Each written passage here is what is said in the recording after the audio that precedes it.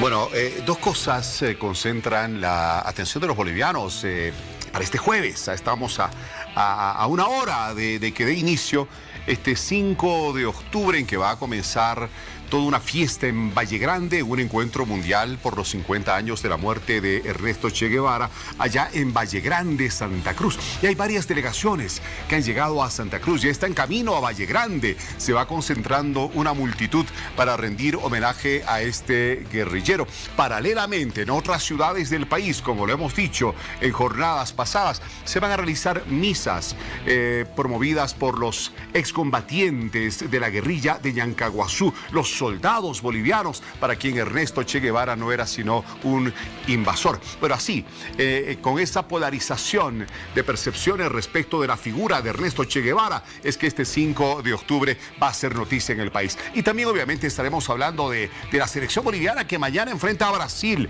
Pero bueno, tenemos muchos otros temas que vamos a desarrollar esta noche aquí en Hora 23. Por un lado el Che, todo lo que se está organizando en Valle Grande, todo ese gran movimiento en que estarán incluso los 4 hermanos de Ernesto Che Guevara que radican en Cuba, ahora se van hasta Valle Grande. Otros temas importantes y uno de ellos nos lo cuenta Paola Sánchez en el otro lado del set. Buenas noches, Bolivia. Buenas noches, Paola. ¿Cómo estás, Víctor Hugo? Buenas noches, ¿cómo están todos? Bienvenidos a un nuevo programa de Hora 23.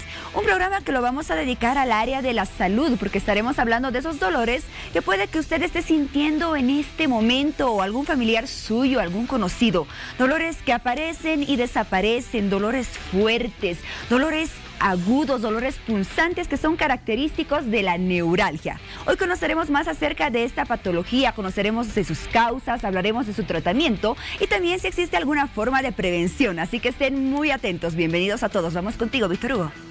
Bueno, Paola, qué difícil esto de la neuralgia del trigémino, el nervio más sensible que tenemos en el rostro. Imagínense solo el afeitarse, una raspadita y un dolor intenso, insoportable, un ardor, ¿no es cierto? Que el mentón, que los labios. Terrible. Hoy vamos a hablar de esa neuralgia, así que muy atentos, como les dice o les invita Paola. Pero claro, en las redes sociales también su participación, como todas las noches, es muy importante. Por eso saludo a Piti Garamendi. Piti, buenas noches. ¿Cómo estás, Víctor Hugo? Buenas noches, amigos. ¿Cómo están? Bienvenidos al sector de redes sociales. ¿Usted está pasando por este tema de neuralgias o algún familiar? Pues nuestra línea de WhatsApp ya está habilitada para que usted pueda empezar a mandar sus consultas.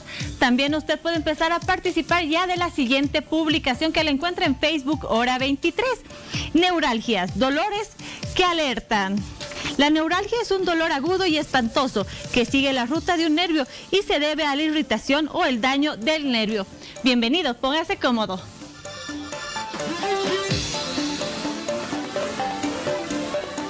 El daño de un nervio puede ser causa de algún tipo de neuralgia, la cual se puede agravar si no se la trata a tiempo.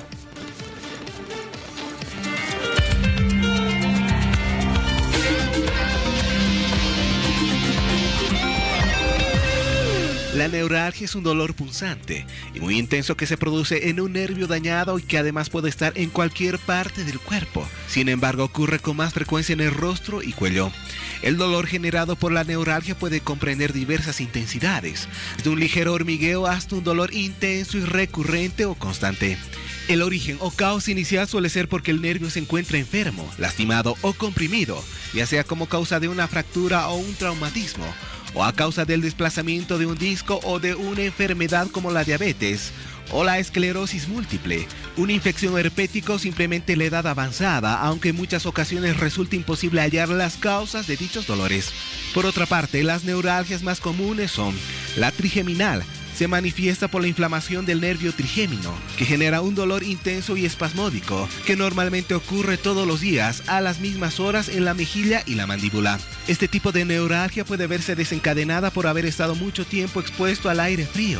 Otra sería la neuralgia ciática o inflamación del nervio ciático, que se halla en la parte posterior de la pierna y que normalmente tiene por origen algún traumatismo. Y el último, la neuralgia glosofaringea, Este tipo de dolor se manifiesta en la parte posterior de la lengua, garganta y la oreja. Por otra parte, el tratamiento de la neuralgia consiste en primer lugar en averiguar las causas que la originan para establecer la medicación más adecuada, siempre que sea posible. Asimismo, la mayoría de los casos son de origen inciertos, por lo que habitualmente los médicos recurren a la administración de medicamentos que inhiben la sensación de dolor. Además, se recomienda a los pacientes aquejados de neuralgia que eviten el café y el tabaco, así como todas las bebidas o sustancias excitantes. Está comprobado que la cafeína y la nicotina pueden agravar ciertos tipos de neuralgias, al igual que la ansiedad o el estrés.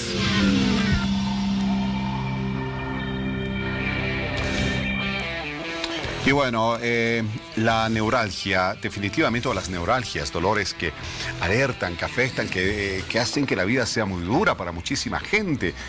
Solo pensar que la acción de afeitarse, de sonreír, de masticar, de hacer un movimiento en el rostro pudiese generar una sensación de dolor a veces insoportable por algunos segundos, en algunos momentos, minutos, y en otros tan intensos que pareciera que nunca terminan. Bueno, aunque las imágenes están por otro lado, vamos a presentarles ahora a nuestros invitados esta noche aquí en Hora 23. ¿No es cierto? Quiero comenzar por el doctor Enrique Balda, que es neurólogo clínico, que nos va a hablar precisamente de esto en unos segundos nada más. Doctor, qué gusto. Bienvenido a Hora 23. Estar con ustedes y compartir este momento para que la población se entere de algunas enfermedades, todo el dolor crónico, ¿no? Bien, bienvenido, doctor. Y Encantado. tenemos acá al doctor también Roberto Coronel, médico quiropráctico, y ha estado antes con nosotros haciendo unas demostraciones en las que los huesos suenan, que ustedes no se pueden imaginar. Querido doctor, qué gusto. Bienvenido. Víctor Hugo, buenas noches al canal, buenas noches. Gustosos de poder compartir este tema. No, sin duda que los aportes de ambos van a ser sumamente interesantes esta noche. A ver, también se le llama a esta neuralgia como un tic doloroso, ¿no? Porque, bueno, evidentemente hay una sensación que uno no puede soportarla en determinado momento. ¿Cómo nace esto? ¿Cómo es que se va generando este tipo de neuralgias? Bueno, primero hay que hablar de las neuropatías, o sea, son enfermedades de los nervios periféricos. De ahí podemos dividir las neuralgias y las neuritis, que son un poco diferentes. Neuritis son de un proceso inflamatorio por traumatismo y demás, y la neuralgia, que puede ser como representante mayor la neuralgia del trigémino, que es tal vez lo que más problemas trae en las personas mayores. Empezaríamos a conversar por eso, si ustedes gustan. Sí, bueno, de hecho, porque el trigémino es el nervio más sensitivo que tenemos en el rostro, ¿no? Hay 3 o 4 nervios, tenemos pares craneales en la cabeza, en la base del cerebro, que esos 4 pares craneales tienen mucho que ver con los dolores, de cabeza sobre todo, los dolores neurálgicos. Su mejor representante y mayor es la neuralgia del trigémino. El nervio trigémino tiene 3 ramas: oftálmica, maxilar superior e inferior. Generalmente este mal se presenta en personas por encima de los 50 años. Es un dolor a veces de origen desconocido, pero que aparece ahí, otras veces activado por problemas dentarios. Y ahí está el mayor problema. Cuando yo veo personas jóvenes con un problema de aparente neuralgia del trigémino, porque el dolor es muy especial, es extremadamente doloroso y se presenta por descargas de tipo eléctrico más o menos. El paciente no puede hablar, no puede masticar, no puede abrir la boca, menos comer, tiene que alimentarse por licuados, porque le molesta, el dolor es intenso, ¿no? Es un mudo prácticamente por la intensidad del dolor. Este dolor se presenta a partir de los 55, 60 años, pero cuando se presenta en jóvenes hay que buscar primero problemas dentarios. Suele presentarse después de una mala tapadura, de una pulpitis dentaria, el nervio del diente está al aire, digamos, se inflama y hace una presión con la tapadura, una especie de gas se forma y que hace presión sobre el nervio y es el intenso dolor. Pues una extracción de una muela. Más que extracción, es una mala curación, una mala obturación. Probablemente adentro ha quedado una infección y eso provoca gases y hace presión sobre el nervio. Y el nervio provoca esas molestias, ¿no es cierto? Entonces, bien, cuando se trata de personas jóvenes hay que pedirles siempre el examen dentario que se llama panorámico para ver si hay algún diente que está en mal estado. Claro, hablamos de la radiografía en este caso. Evidente, radiografía panorámica. Y han habido casos en los que yo he preguntado a las personas que han ido al dentista y me han dicho que los dientes estaban muy bien. Y un caso anecdótico fue justamente una muchacha, yo confiado en el dentista, le hice el tratamiento, respondió. Y llegaba la época de Todos Santos, donde se hace pan. Entonces me dijo, doctor, de pronto me ha dolido, una chica de 30 años, 28 años. Pero no puede ser, le dije, está bien, sí. ¿Qué estabas haciendo? Estaba en el horno. El calor hizo que se activara el dolor, hizo presión sobre el diente. Entonces ya empecé a dudar si realmente ese diente o esa dentadura estaba bien. Había un dentista al frente del consultorio, dije, visítalo al doctor. Fue ahí, le tocó, no había nada, destapó y desapareció el dolor. Porque el gas que ahí estaba concentrado a presión, al sacar la obturación o la tapadura, salió el gas y el nervio se sintió libre y el dolor bruscamente disminuyó. O sea, eso es considerado también una neuralgia. De alguna manera sí, es neuralgia. Uno entiende que una neuralgia puede ser algo más crónico, evidente, de un periodo largo de tiempo, no como que un dolor de muela y bueno, se destapa algo y pero sale. Es que ahí está el diagnóstico diferencial. Cuando sospechamos de una neuralgia del trigémino, primero hay que ir al dentista y cerciorarse de que no hay absolutamente ningún problema de tipo dentario, ¿no? Ahora, cuando estamos frente a una neuralgia verdadera, es un dolor terrible. Han habido pacientes que van al dentista, se hacen sacar todos los dientes pensando que es el origen. Me han venido con placas y el dolor obviamente seguía. ¿Por qué? Porque es el nervio trigémino el que provoca esas descargas eléctricas. Y en estos pacientes que van por encima de los 50 años, en los cuales se puede presentar con mayor frecuencia estas neuralgias, sin problemas dentarios, doctor, ¿cuáles podrían ser las otras causas entonces de esa neuralgia? El origen habitualmente de la neuralgia del trigémino es desconocida. O a veces puede ser, porque en alguna de sus ramas está muy cerca de un vaso, una arteria, y al hacer palpitar por la presión alta, hace presión sobre ese nervio, y este toque que le produce la presión alta, por ejemplo, puede provocar las descargas. Pero es una posibilidad.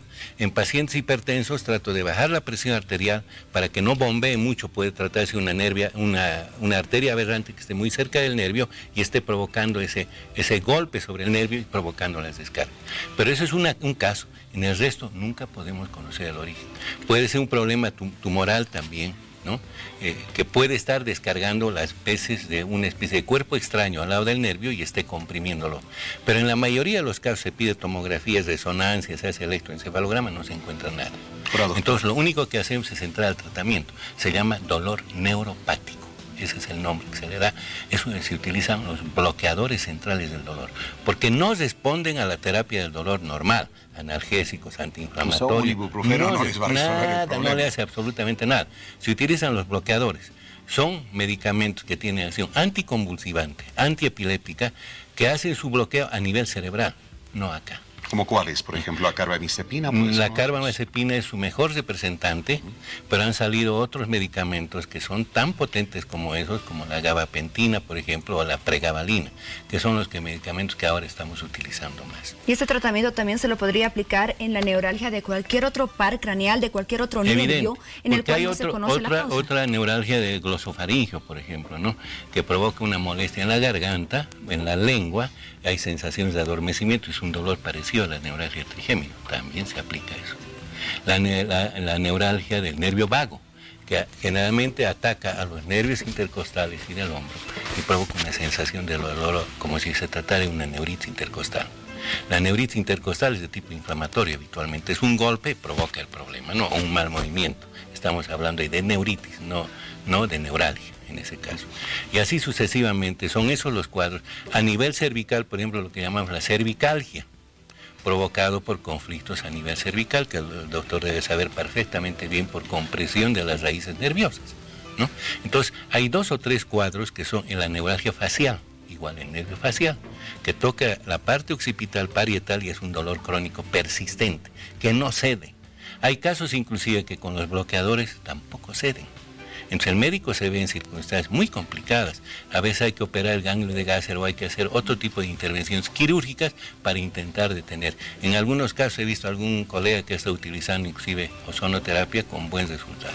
Doctor, hay mucha gente que nos está viendo en este momento sin duda y está prestando muchísima atención a lo que usted les dice. Y alguna dirá, pero a mí me duele cuando me toco la cara esta parte, uy, me duelen los labios de vez en cuando, uy, me duele el mentón.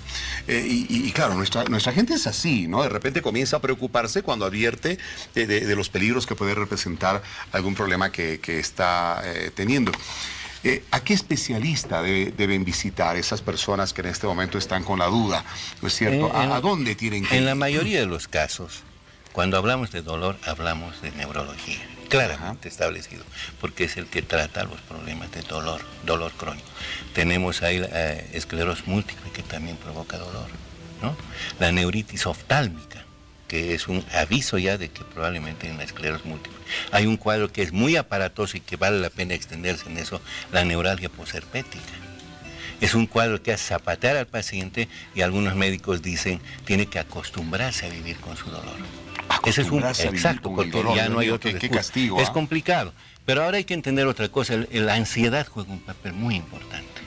Si nosotros tuviéramos un aparato que nos permite medir la intensidad del dolor neto en el lugar que se está tratando y tomamos como en cuenta que sea dolor 0 sin dolor y dolor 10 máximo dolor, y estamos sintiendo, colocando un aparato hipotéticamente hablando que nos clasifica dolor 3, si ese paciente es ansioso, está sintiendo como un dolor 7 u 8. Entonces es bueno asociar al tratamiento médico también tratamiento ansiolítico. Para bajarle la ansiedad ya estamos modificando el dolor asociado al tratamiento neuropático, le dije, con los bloqueadores del dolor. Creo que esa es la combinación más correcta en estos casos. Y en algún momento la fisioterapia juega un papel importante, porque en algunos casos hay contractura muscular, en la cervicalgia, por ejemplo. Se asocia a una especie de rigidez de los músculos del cuello, que se presenta también en las personas extremadamente tensas, que bajo trabajo en esta zona se relaja la musculatura y va bajando el dolor. Como entonces, las neuralgias afectan al sistema nervioso, entonces podríamos relacionarlas totalmente también con personas que tienen estrés o que son muy nerviosas. Evidente. Los dolores de cabeza, por ejemplo, que tienen algo que ver con dolores en la nuca, tienen relación con el estado tensional o con la presión alta. Bueno, estamos entrando en otro espacio, ¿no? El dolor de nuca nos hace sospechar que hay presión alta. Pero también han debido escuchar, y a usted le ha debido pasar, que seguramente por su trabajo es muy ansioso en ocasiones, siente una sensación de molestia. Sí, ¿no? sin duda, tengo y hay que estar dando vueltas como si fuera un exorcista. Porque los aquí, músculos se ponen duros, ¿no es cierto? Y eso hace que se incremente el síntoma de dolor. Hace un rato les hablaba, y quisiera comentar esto, de la neuralgia posherpética. Es un cuadro que está apareciendo con mucha frecuencia actualmente, el herpes zóster. Cuando hemos sido niños hemos enfermado nosotros la varicela. Hemos tenido salpullido en la cara, había que dar un calmante para analgésico, antiinflamatorio, y desaparecía la molestia en 3, 4, 5 días después del salpullido. Pero ese virus no se va, se queda al lado de la columna vertebral en una zona que se llaman ganglios linfáticos y ataca 50 años después. Todas las personas mayores tienen bajas las defensas orgánicas, normalmente. Todos vamos a llegar a tener bajas defensas. Con los años van bajando nuestras defensas orgánicas naturales. Bajan las defensas y si hay estrés, el estrés baja aún más las defensas orgánicas, ese virus sale de su encierro y ataca a la raíz del nervio, provocando la destrucción de la cubierta del nervio, de la vaina de mielina. Y ese dolor es insoportable. Son pacientes que entran llorando al consultorio. ¿Y ese tipo de dolor dónde se manifiesta? Generalmente en cualquier parte, puede ser en el rostro, pero la manera habitual es intercostal, o sea, en esta parte de las costillas y la espalda, y siempre es la mitad del cuerpo, sea derecha o sea izquierda. Puede ser la cara, puede ser la pierna, y cuando es aquí en la parte axilar, la cosa es más seria, o aquí en la parte genital, porque el roce no permite, digamos, mantener tranquila la zona, porque el roce de la sábana le provoca dolor, el calor le provoca dolor. O sea, el paciente tiene que estar casi inmóvil porque el dolor es una descarga. Algún paciente me decía que tenía herpes zóster acá, neuropatía posherpética, que cuando le caía una gota de lluvia era como un taladro que le atravesaba el cerebro. Y son muchos de estos casos, doctor, de cada 10 personas aproximada, o de cada 100, no sé. ¿Cuántas son vulnerables a este tipo de neuralgias? En el caso del herpes zóster, las personas por encima de los 60 años son los más vulnerables.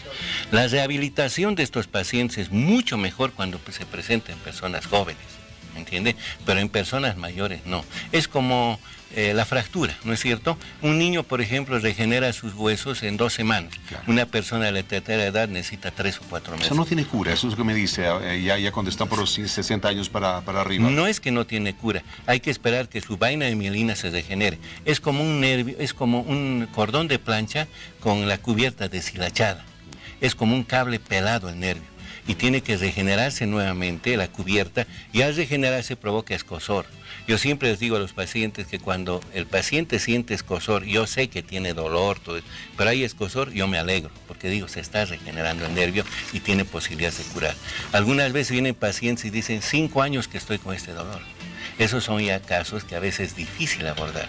Y es bien importante atacar al herpes zóster de principio con antivirales para que la lesión y la agresión al nervio sea inferior, sea menor, de tal manera que su rehabilitación pueda ser mejor. Un detalle más. Cuando yo encuentro herpes zóster en personas jóvenes, que no es habitual, hay que considerar por qué tienen las defensas bajas. Les pido de por sí el tratamiento, o sea, el examen del SIDA. Si a mí se me presenta un paciente con herpes zóster que tiene 25 años, automáticamente le pido la prueba de SIDA. Y si no fuera SIDA, perdón, Paulita. Y cáncer también, el cáncer. Y si no fuera SIDA ni cáncer, ¿qué otro tipo de afectaciones pudiese tener que están conduciendo a que tenga esa enfermedad? La ansiedad. La ansiedad influye mucho en la aparición del herpes zóster porque baja las defensas. Todo lo que baja las defensas orgánicas permite la liberación del virus de los ganglios linfáticos. ¿Las neuralgias se pueden presentar con mayor frecuencia, doctor, de acuerdo al sexo, por ejemplo? ¿Se presenta más en mujeres o más en hombres? No, ataca indiferentemente a varones o mujeres.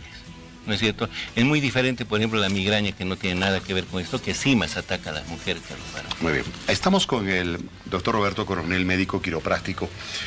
Y claro, a ver, doctor, desde la quiropraxis, ¿está bien dicho? Quiropraxis, ¿eh? Sí. Está bien dicho. Quiropráctica. Quiropráctica, bueno.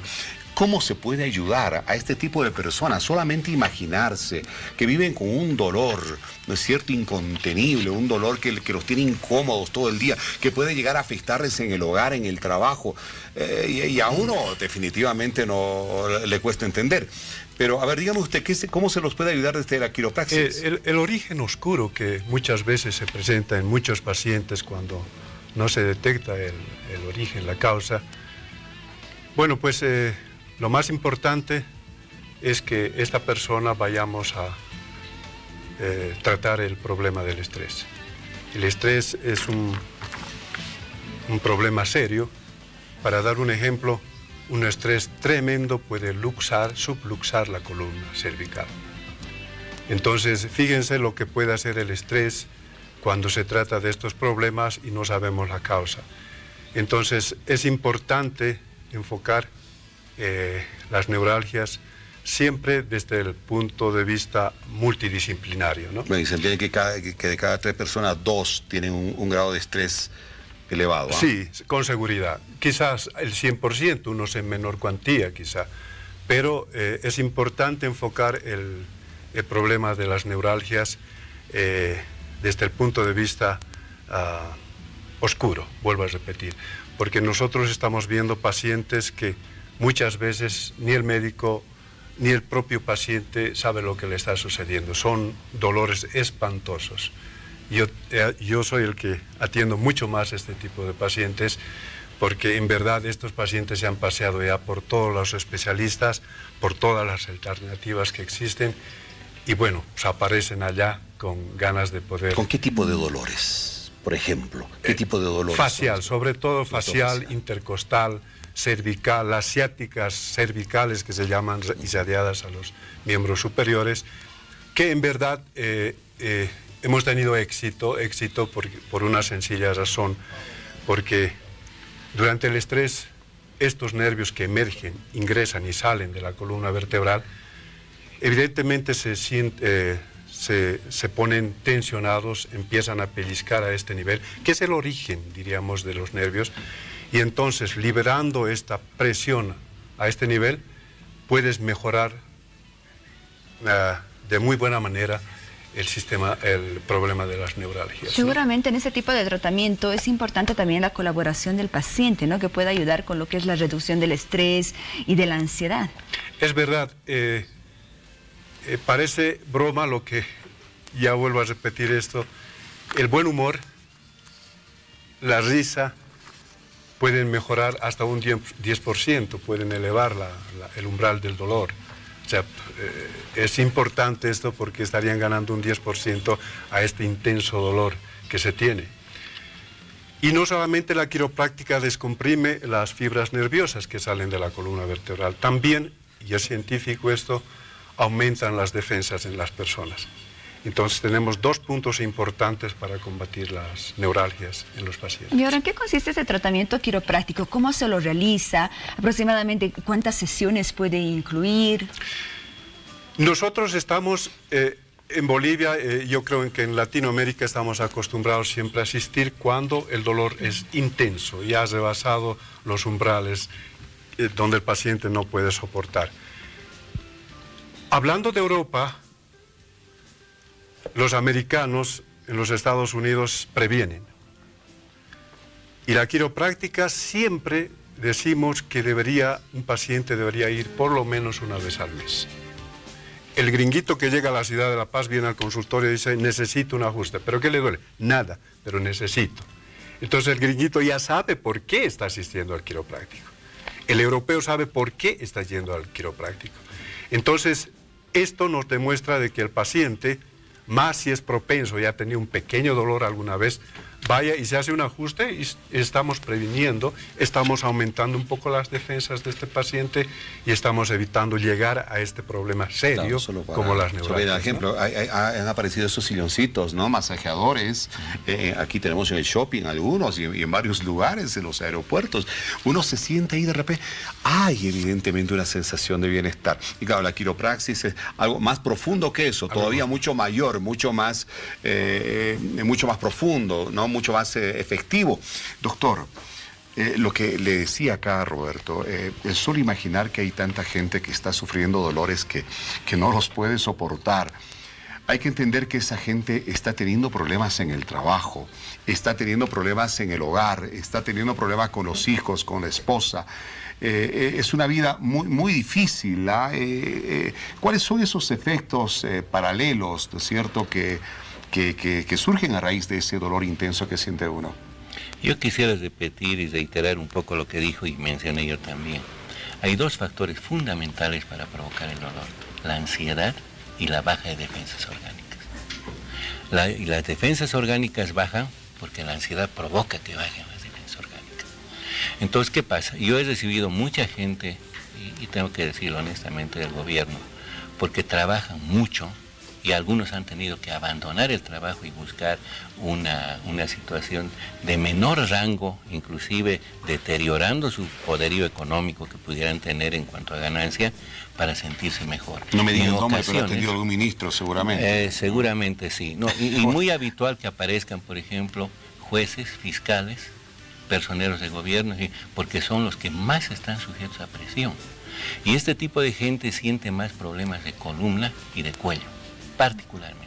Y también las migrañas, que no entran acá, tienen que ver mucho con la ansiedad. De ahí nace lo que se llama la cefalea de tensión. ¿No es cierto que hay que hacer un diagnóstico diferencial con la migraña? Y juega un papel importantísimo la quiropraxia. ¿Por qué? Relaja la musculatura, tranquiliza. ¿De dónde nacen, por ejemplo, esos lugares spa? Mencionan, ¿no es cierto? Donde hay técnicas relajatorias aparte de muchas otras cosas que hacen, y la gente sale conforme, por lo menos momentáneamente se sienten bien, pero lo importante es mejorar la calidad de vida, ¿no? Y hay algo que tal vez habría que agregar: no solamente se trata de disminuir la ansiedad, sino mejorar el estado de ánimo. Entonces, ¿qué pasa? Es conveniente asociar también el tratamiento antidepresivo en algunos pacientes. Es más, a mí me gusta más manejar los antidepresivos que los ansiolíticos, por una razón muy clara: el antidepresivo no provoca dependencia. El ansiolítico hay que controlarlo y usar a dosis baja, que actúa como miorelajante y permite moderar el dolor. Y justamente para determinar estos tipos de tratamientos, distintos tipos de tratamientos para las neuralgias, doctor, ¿cómo se realiza el diagnóstico? ¿A qué tipo de exámenes se debe recurrir para identificar la causa? Bueno, hablaba hace un rato el doctor de problemas de columna, ¿no? La lumbalgia, ¿ya? La artrosis cervical, la cervicalgia. Son fenómenos de tipo compresivo, o sea, hay atrapamientos en la raíz de los nervios que son los que provocan el dolor de cabeza, el dolor en los miembros inferiores y superiores. Entonces, es obvio que lo que hay que hacer es desinflamar esa musculatura, ¿no? Relajar esa musculatura. Pero hay cosas que a veces no hacen caso los pacientes, y eso es bueno repetir. No mejoran su equilibrio emocional, y en el caso de columna siguen levantando objetos pesados, siguen haciendo actividades torpes que obviamente hacen que el empeoramiento continúe. Y esos pacientes van a llegar a tratamiento de hernia de disco, ya son discopatías, digamos, y van a tener que someterse a cirugías. Entonces, mucho depende de la disciplina del paciente. Además, la continuidad de la quiropraxia y en otros casos la fisioterapia es importante. Tal vez para fenómenos de ansiedad es bueno hacer de vez en cuando, pero después para dolores tiene que ser un tratamiento continuo, apoyado por el tratamiento emocional y obviamente analgésico antiinflamatorio. Como se decía, es un trabajo multidisciplinario en ocasiones. No pertenece en ocasiones solamente a un especialista en mejorar al paciente, ¿no? El estado de ánimo, por ejemplo, tiene algo que ver con psiquiatría también. Claro, ¿No es doctor, cierto? usted habla de cirugías. ¿En qué casos aplica la cirugía? La cirugía en problemas de hernia de disco, ¿no es cierto? O sea, cuando se presentan fenómenos de atrapamiento de la raíz del nervio a nivel lumbar, generalmente son pacientes que aparecen con una lumbalgia. En principio se les dice que hagan tratamiento de fisioterapia, quiropraxia, todo lo que sea necesario, más el tratamiento antiinflamatorio. Se sienten curados y vuelven a hacer la actividad de antes. No entienden que ese nervio y esa columna ya está lastimada y que ellos deberían tener prudencia al hacer sus actividades. Y a la larga van a llegar a una laminectomía, que es una separación de vértebra y vértebra, colocar una especie de protector para liberar el nervio y disminuir el dolor, ¿no? ¿Qué otras complicaciones se puede generar en aquellas neuralgias que no son tratadas a tiempo? ¿Qué consecuencias? En el caso de miembros inferiores, el nervio al principio pide socorro, grita, o sea, el dolor es intenso. Después es como si se estuviera provocando chapaleos de ahogado. Es decir, el dolor ya no es muy intenso, pero la debilidad aumenta. Entonces el paciente tiene tendencia a caerse inclusive. Y esa etapa que el paciente cree que es mejor que la anterior, es peor, porque el nervio está desfalleciendo. Ahí se necesita el electromiograma, por ejemplo, para ver cómo están esos nervios funcionando. Porque si hay lesiones, entonces probablemente va a degenerar ese nervio y no se puede recuperar. En el caso de la neuralgia del trigémino, a veces hay que hacer cirugías descompresivas, ¿me entiende? Pero generalmente responden al tratamiento. Yo creo que más depende, vuelvo a repetir, de que el paciente sea consciente de que tiene que ser disciplinado en su tratamiento. Yo por lo menos en consultorio he tenido que aquellos pacientes son disciplinados, casi el 80-90% salen bien. Pero el que toma un poco a la ligera su tratamiento y lo único que quiere es que le calme el dolor de principio, son pacientes que vuelven a venir después. ¿Y el ser disciplinados qué implica, doctor? Sí, con rigurosidad. Evidente. A eso me refiero. En la parte de tratamiento, es que lo que sucede es que el paciente cuando ya calma su dolor, se olvida de su problema. Y muchas veces hay que dar terapias complementarias todavía, aún sin dolor, ¿me entiende? Y esa es la parte que no entienden los pacientes. Piensan, el paciente a veces va por el dolor, pero detrás de ese dolor, ¿qué tal si hay un cáncer? ¿No es cierto? Les hablaba hace un rato que en el caso de la neuropatía herpética, el herpes zóster, cuando son personas jóvenes y en personas mayores también, hay que tratar de pesquisar el cáncer, que es la causa también de bajas defensas orgánicas, y aparece el herpes. ¿No es cierto? Entonces son situaciones que hay que manejarlas con mucho cuidado, mucha prudencia, porque en ocasiones, como también dijo el colega, el origen se desconoce. Muy bien, vamos a hacer una pequeña pausa en este tema de las neuralgias porque aún tenemos mucho más por conocer acerca de esta enfermedad. Nos vamos a una pausa y ya volvemos. Sí, y en un momentito nada más, por favor. Vamos a hacer una pausa hablando de un tema muy interesante. Todo lo que tiene que ver con los actos que se han preparado para recordar los 50 años del Che Guevara en Valle Grande. Será en unos momentos nada más con un invitado especial. Los esperan.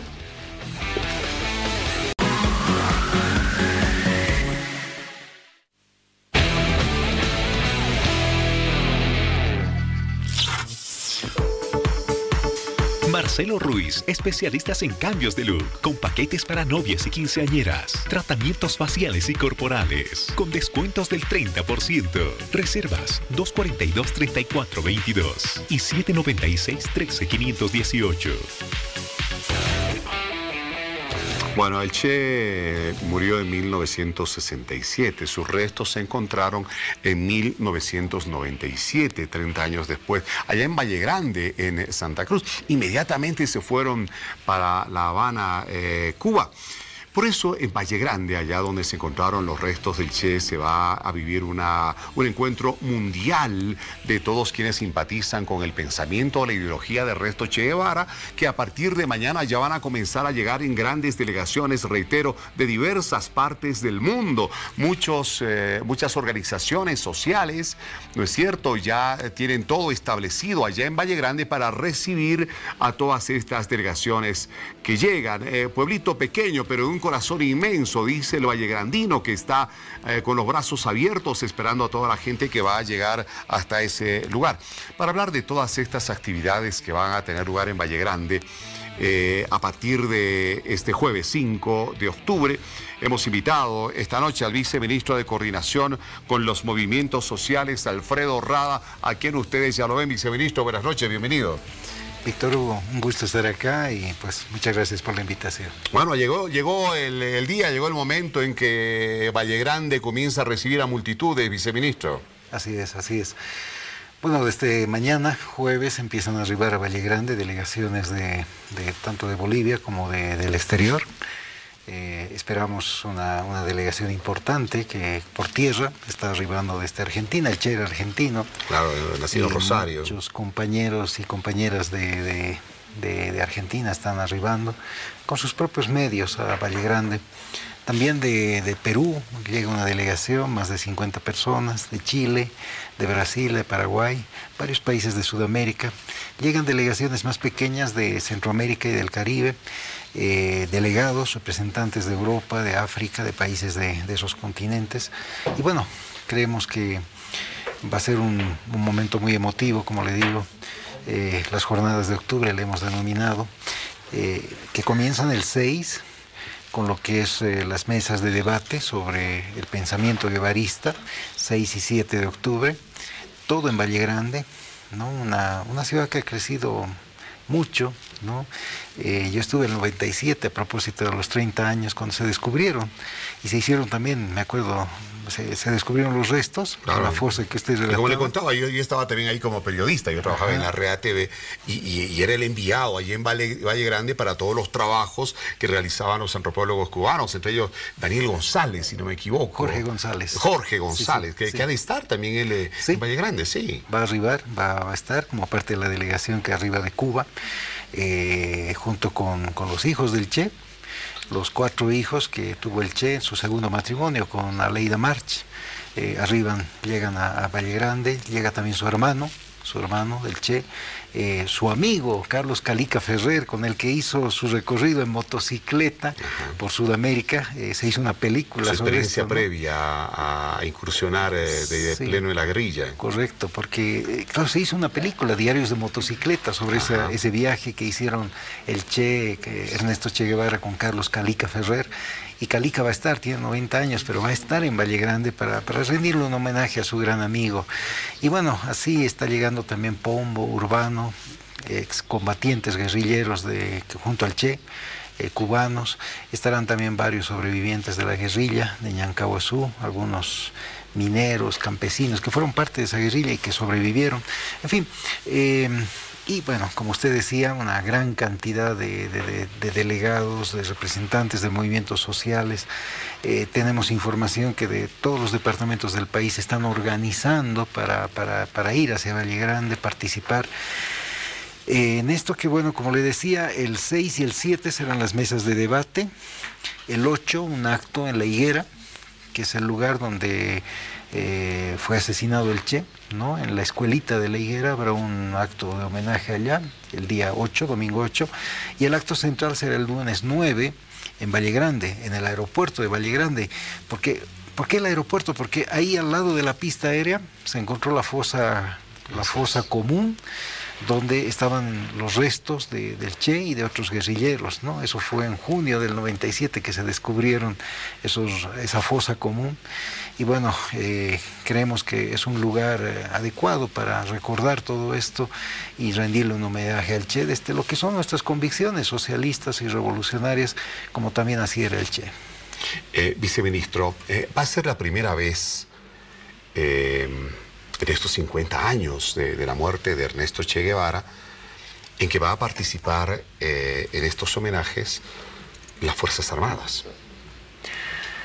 Bueno, la verdad que ese es un tema que lo está viendo el Ministerio de Defensa, no propiamente yo. Entonces yo estoy viendo la parte de los movimientos sociales, ¿no? La participación de organizaciones sociales. Seguramente el ministro de Defensa informará sobre estos temas, ¿no?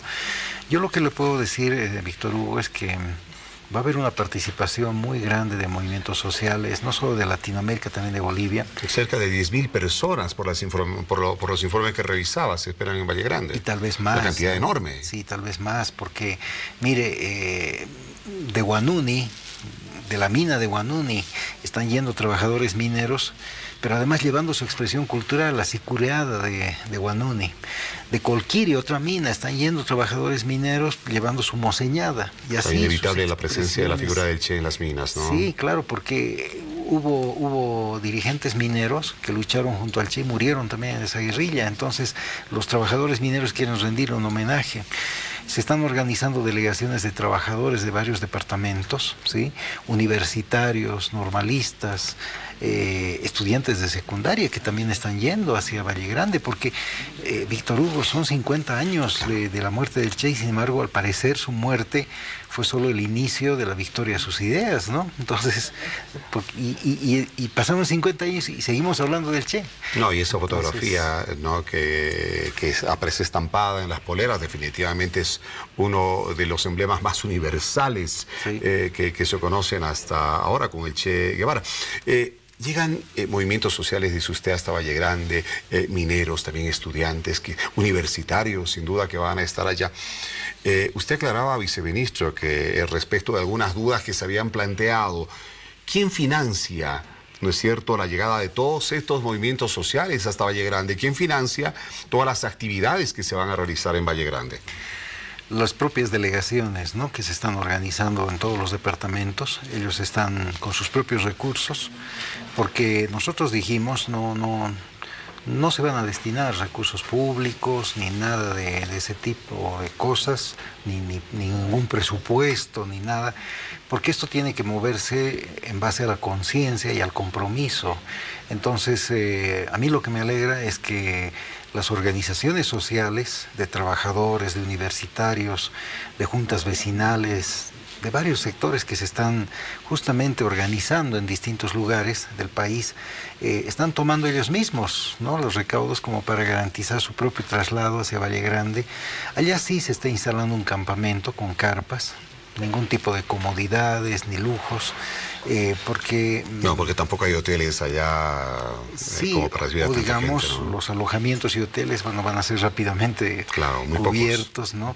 Y bueno, va a haber un campamento que se va a organizar allá con 400 carpas, con una capacidad cada una para 10 personas, total 4.000 personas, ¿no?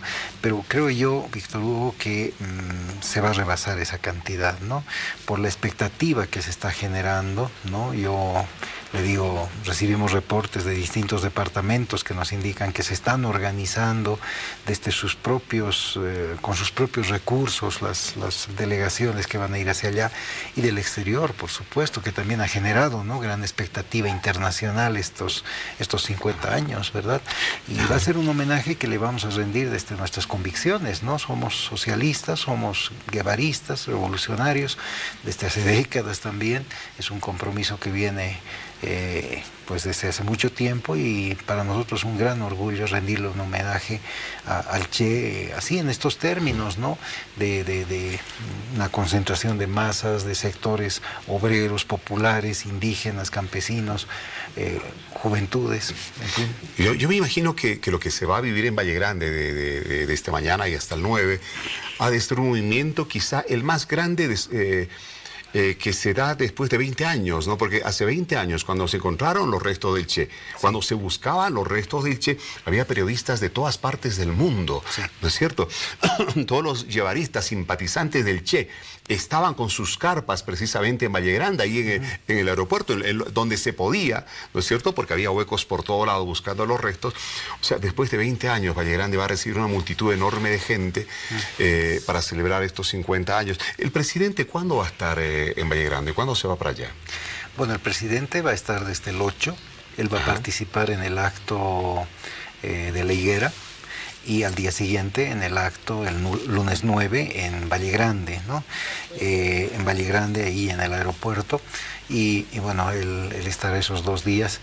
Y fíjese que él ha expresado su deseo de llegar a las carpas, ¿no? De estar ahí. Estrechar la mano de todos los simpatizantes del Che. Sí, sí, y creo que es el mejor homenaje, porque precisamente el Che era un hombre que se distinguía por su austeridad, ¿no?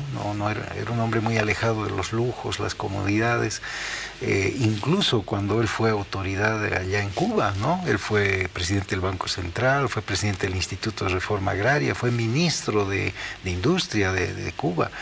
Él pues tenía ese rango de autoridad y sin embargo el 65, por las propias necesidades revolucionarias que él veía de enfrentar al imperialismo allí donde se encuentre, pues él emprende, deja todos esos cargos y emprende nuevamente la lucha guerrillera, primero en África, en el Congo, el 65, y luego, bueno, pues se viene hacia Bolivia, ¿no? El 67. Entonces, es un hombre que llevó hasta las últimas consecuencias esa coherencia entre pensamiento, palabra y acción que tenía, ¿verdad? Porque muchas veces lo que se piensa no se dice y lo que se dice no se hace. Entonces, el Che era muy coherente, ¿verdad?, entre lo que era el pensamiento, la palabra y la acción. Entonces, creo yo que ese es un ejemplo de ética revolucionaria y creo yo que por eso el Che es uno de los íconos de los movimientos revolucionarios del siglo XX.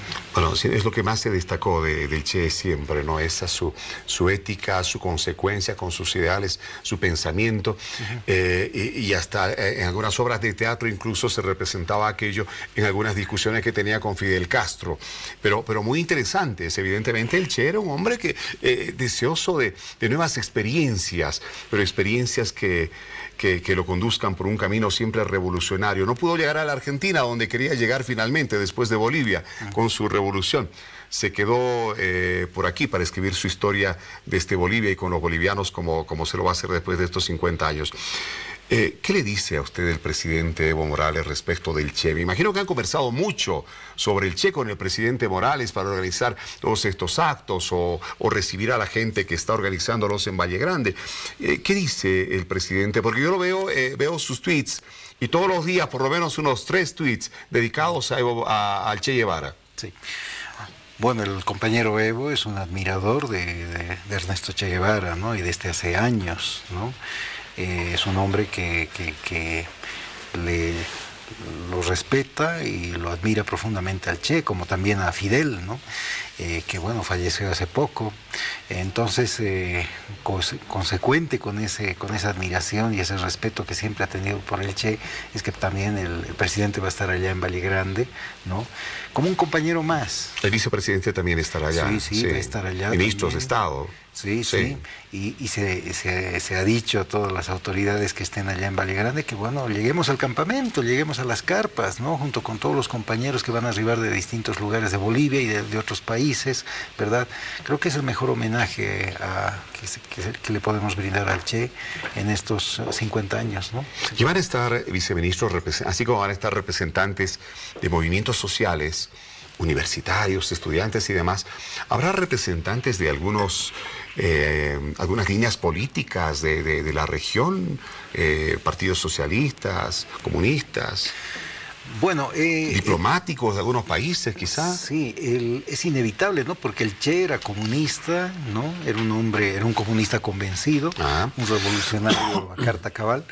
Y por supuesto que quienes le admiramos, quienes hemos aprendido de su ejemplo, pues también tenemos esa característica, somos socialistas, somos revolucionarios, antiimperialistas. Entonces, claro, los que arriben van a tener también esa orientación ideológica, lo cual no quiere decir que todos los actos y todo lo que se está preparando en Valle Grande no sea abierto a todos quienes tal vez no comparten en su totalidad el pensamiento político, pero sí admiran a la la persona, ¿verdad? Admiran su ética, su consecuencia. Entonces, a todos ellos y a todas ellas también está abierto, son actos abiertos, públicos, y aprovecho esta oportunidad, Víctor Hugo, a través de este distinguido canal para invitar a todos los que nos están mirando para que puedan participar de este momento tan emotivo, ¿no? que son los 50 años de la muerte del Che. Pero va a haber exposiciones, va a haber charlas, pero también va a haber fiesta, ¿no? Va a haber un espectáculo folclórico también allá en Valle Grande. Sí, bueno, pues lo que es la expresión multicultural de nuestro pueblo, de nuestro país, ¿no? Somos un país muy rico también en eso, en cuanto a expresiones culturales. Y hace un momento le decía, los mineros de Guanuni están preparando una delegación que se van hacia allá, pero no solamente son los trabajadores mineros, sino que también están llevando su canto, ¿no? Su sicureada, que es tradicional de la zona, o de Colquiri, su moseñada. De otros lugares del país igual llevarán sus propios cantos, su música, su cultura. Es también una manera, ¿no? de rendirle un homenaje. Es la manera como nuestro pueblo rinde también el homenaje, ¿verdad? Entonces va a ser un acto muy diverso, desde lo que es lo cultural, lo político, lo ideológico, lo musical, porque también habrá cantantes, ¿verdad?, que de manera espontánea se van a sumar a la actividad. Y bueno, como le digo, todo en un marco de emotividad muy grande, ¿no? Porque así como usted recordaba el 97, cuando se acababan de descubrir sus restos, y quienes fuimos a Valle Grande para los 30 años del Che, pues en ese momento estábamos embargados por unos sentimientos, porque se acababan de descubrir los restos del Che. Nos habían dicho por décadas, se inventó la mentira de que los restos del Che y de otros guerrilleros habían sido incinerados y sus cenizas esparcidas en el monte, que no había ningún lugar donde estuvieran físicamente sus restos.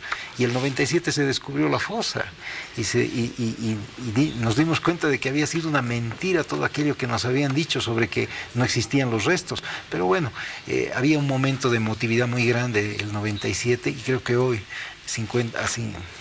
los 50 años también, ¿no? Vamos a rememorar todos esos momentos, todo lo que fue la vida del Che, su ejemplo, y no solo del Che, de todos los guerrilleros cubanos, internacionalistas, bolivianos. La mayor parte de la guerrilla de Ñancahuazú eran bolivianos, ¿no? 30 bolivianos que se incorporaron a esa guerrilla, y muchos de ellos murieron, otros sobrevivieron. Algunos sobrevivientes van a estar allá también en Ñancahuazú, en Valle Grande, perdón.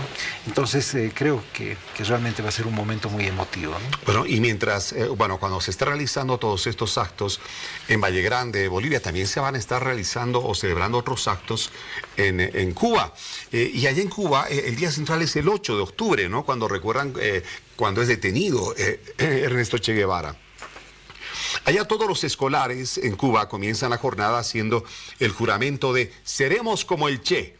El mausoleo que guarda los restos del guerrillero heroico desde 1997 en la ciudad de Santa Clara será el escenario principal de los actos conmemorativos. O sea, se celebra en Valle Grande, Bolivia, se celebra en Cuba, dos puntos centrales de atención, pero sin duda en lo de Bolivia es grande porque se lo ha denominado Encuentro Mundial 50 años del Che en Bolivia. Toda la gente que simpatiza con la ideología y el pensamiento de Ernesto Che Guevara, viceministro, tiene algún souvenir, ¿no? O sea, o una polera, algún libro. Usted, por ejemplo, ¿qué souvenir, qué recuerdo, qué tiene de Ernesto Che Guevara que le inspira? Hace unos años, el ministro de Culturas, Pablo Brooks, entonces, hizo unas réplicas exactas de la mochila del Che, ¿no? Y las hizo con la finalidad de que, bueno, se recuperara también eso. Eran las mochilas del Che y adentro el diario del Che, también una réplica, ¿no? Exacta.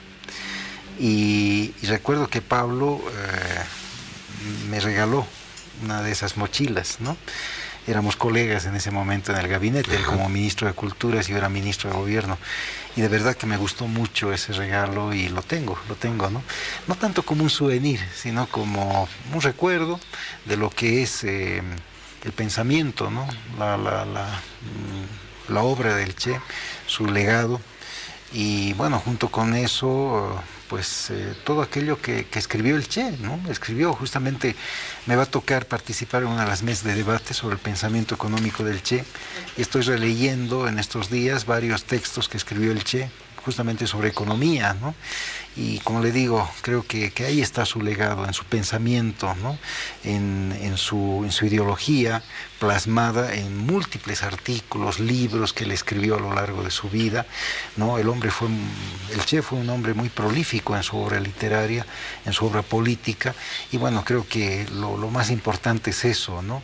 Más que un souvenir propiamente, aprender de lo que era la ideología del Che, su pensamiento político, económico, en fin, sabiendo que él protagonizó una revolución en Cuba y fue también artífice de las transformaciones socialistas que vivió la isla de Cuba durante sus primeros años de la revolución. ¿Cuándo se va usted a Vallegrande, viceministro?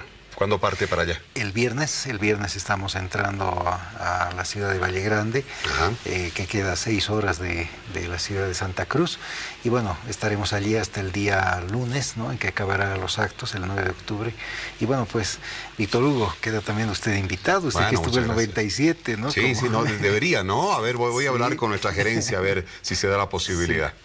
Bueno, viceministro, qué gusto tenerlo acá, muy gentil. Para mí el gusto. Muy amable. El viceministro de Movimientos Sociales, de Coordinación con los Movimientos Sociales, Alfredo Rada, ha estado con nosotros esta noche. Vámonos unos mensajes y cuando retornemos seguiremos hablando de las neuralgias.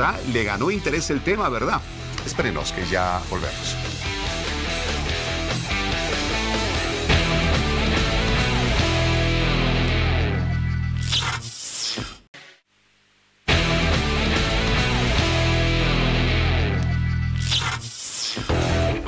Las noticias destacadas del día. Este miércoles, Gonzalo Conque, jefe de gabinete del secretario general de la Organización de Estados Americanos, afirmó ante el Consejo Permanente reunido en Washington que el recurso planteado por el gobierno boliviano ante el Tribunal Constitucional en busca de la reelección indefinida parecería violentar el respeto a la voluntad popular. Asimismo, el jefe de gabinete sostuvo que es una obligación y un derecho indeclinable el cumplimiento a las normas interamericanas inderogables de defensa y protección de los derechos humanos de todas las personas del continente. Además, afirmó que en el continente existen consensos respecto a que la democracia se construye en el respeto a la voluntad popular expresada de acuerdo con las normas que regulan el Estado de Derecho. El ministro de Gobierno y la policía presentaron este miércoles a la Dirección Nacional de Fronteras, DINAFROM, que se creó por orden del presidente Evo Morales para luchar contra el delito transnacional en zonas fronterizas con países limítrofes. En el acto se entregó vehículos y material logístico para la unidad. Asimismo, el ministro Romero señaló que el desafío de la nueva unidad que suprime a la Policía Rural Fronteriza es ejecutar mecanismos de control interno para erradicar las prebendas que se producen en los puntos fronterizos. Por su parte, el comandante general de la policía, Abel de la Barra, destacó la difícil y sacrificada tarea que cumplirá el personal de DINAFROM en las fronteras bolivianas. Y en el panorama internacional, el Parlamento de Cataluña convocó para el lunes 9 de octubre un pleno en el que podría declarar la independencia de la región, un paso que plantearía el mayor desafío de las últimas décadas al Estado español y abriría un foco de conflicto en Europa. Ante esto, el Pleno incluirá la comparecencia del jefe del gobierno catalán. Asimismo, tiene registrado como único punto en el orden del día analizar la victoria del sí a la ruptura con España en el polémico referendo no autorizado celebrado el domingo. Por otra parte, aunque ningún país se mostró por ahora dispuesto a reconocer una Cataluña independiente, la declaración unilateral plantearía un desafío para el Estado español. La respuesta del gobierno central de Mariano Rajoy podría consistir en intervenir la autonomía de la región, un paso inédito en 40 años de la democracia en España.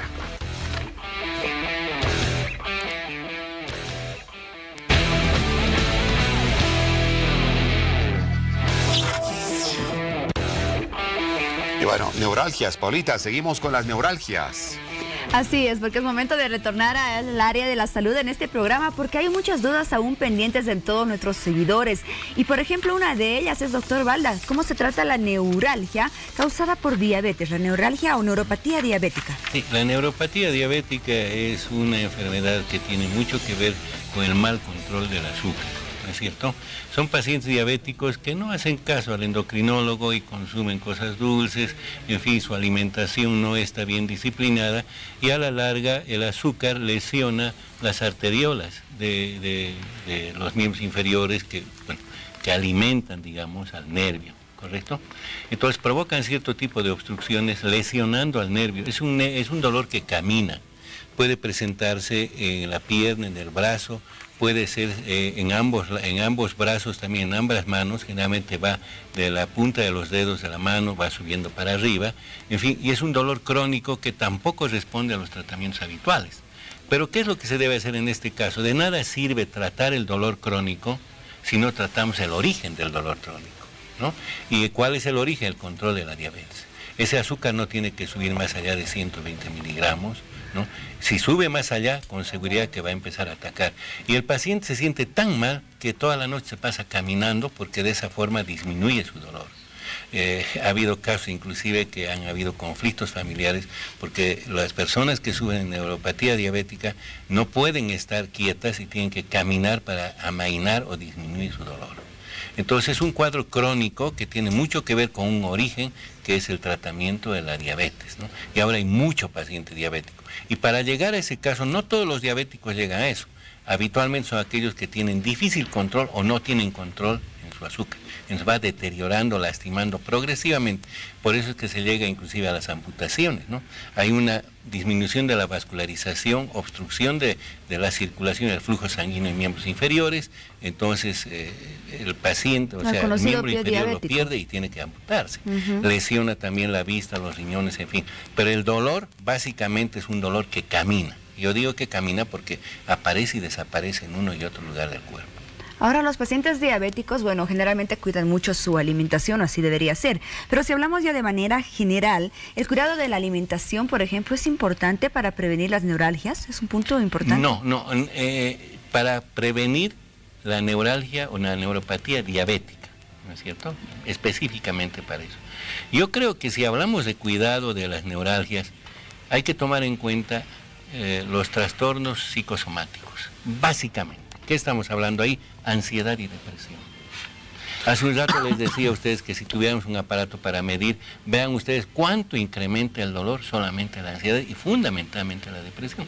Hay pacientes que consideran que tienen un dolor orgánico, es decir, que realmente le está doliendo en una parte del miembro o le está doliendo la mano y demás, y se trata más bien de un dolor subjetivo que tiene mucho que ver con el desequilibrio emocional. Y muchas veces tratando simplemente el cuadro ansioso depresivo, ¿no? El paciente disminuye su dolor casi a cero o en un gran porcentaje. ¿De dónde salen la cefalea tensional? Claramente está diciendo dolor de cabeza por tensión.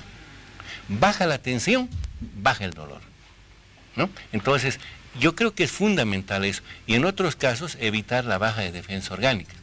Un detalle más cuando hablamos de neuropatía posherpética. Han habido pacientes donde, ¿cómo se hace el diagnóstico del herpes zóster? Cuando uno tiene un dolor o una neuralgia, generalmente el paciente se pierde o se equivoca en el diagnóstico porque hay que esperar que salga una especie de salpullido en la piel. Mientras no salga el salpullido, no podemos identificar la neuralgia del trigémino. Una vez que sale, está diciendo, aquí estoy, soy herpes zóster, hay que tratarme. Pero hay casos que no brotan. Entonces simplemente son dolores que no puede controlar el médico, pero no brotan. Entonces, ¿cómo el médico puede hacer el diagnóstico? Hay pequeños datos que pueden darnos una idea. Digamos que el roce de la ropa o simplemente el hecho de tocar esa zona desencadena dolor. Que el dolor es tipo descarga. O sea, el paciente puede estar un minuto bien y de pronto viene como una corriente eléctrica que lo deja paralizado. Entonces, eso nos puede subjetivamente hacer pensar de que se trata de una neuralgia herpética que no la hemos podido ver en toda su dimensión porque no ha habido el brote. Han habido casos de pacientes que se han hecho atacar o se han hecho operar de vesícula o de apéndice cuando no había nada. Simplemente no brotó y el médico dijo es problema de vesícula, es problema de apéndice. Y era una neuropatía posherpética que no brotó hacia la piel. Y cuando no brota, todos nos confundimos, hasta yo puedo confundir. Doctor. ¿No? Bueno, estamos dejando claro que esta enfermedad tan dolorosa, la neuralgia del trigémino, puede afectar a la familia, puede afectar al hogar, la calidad de vida de las personas. Definitivamente se hace para muchas insostenible la depresión, las ansiedades, ¿no es cierto? Toda una sumatoria de cosas, por lo que se ha llegado a denominar también la enfermedad del suicidio. Pero qué duro, evidente, qué duro. Sí. Se puede llegar a esa situación. Y también se utiliza el término de dolor neuropático. Es un dolor que si bien puede ser orgánico, pero también está acá. Dolor neuropático. Ahora, por eso se utilizan los bloqueadores centrales del dolor. La psicología, sin duda que también ha de ser una herramienta fundamental cuando estamos hablando de problemas como la de la depresión, la ansiedad que catapultan este tipo de dolores tan crueles, estas neuralgias. Sería muy interesante que también sea parte de la rutina, ¿no es cierto?, de las personas que sufren este tipo de problemas, visitar a un psicólogo y ver de resolver desde un primer momento estos problemas. Le voy a hablar de 3 cuadros relacionados con la ansiedad y que pueden ser críticos. La ansiedad aumenta la presión arterial, puede provocar una trombosis cerebral, una hemorragia cerebral. La ansiedad provoca una contracción de las arterias coronarias y lleva al infarto cardíaco. O sea, fíjense cómo influye el estado tensional sobre la calidad de vida y el riesgo que hace correr a la vida, inclusive el tener simplemente ansiedad. Es la enfermedad del siglo XXI.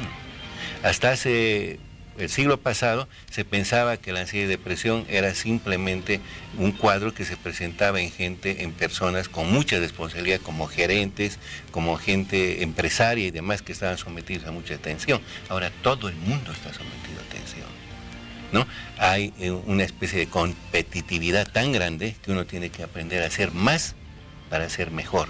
De tal manera eso le obliga a estar permanentemente alerta y está tenso. Pero hay que tratar de prevenir. ¿Cómo? La ansiedad, el ejercicio físico, quiropraxia, el doctor lo ha dicho bien, ¿no? Tratar de vivir en un ambiente más tranquilo, familiar, porque de nada sirve llegar del trabajo tenso y llegar a la casa tenso, ¿no?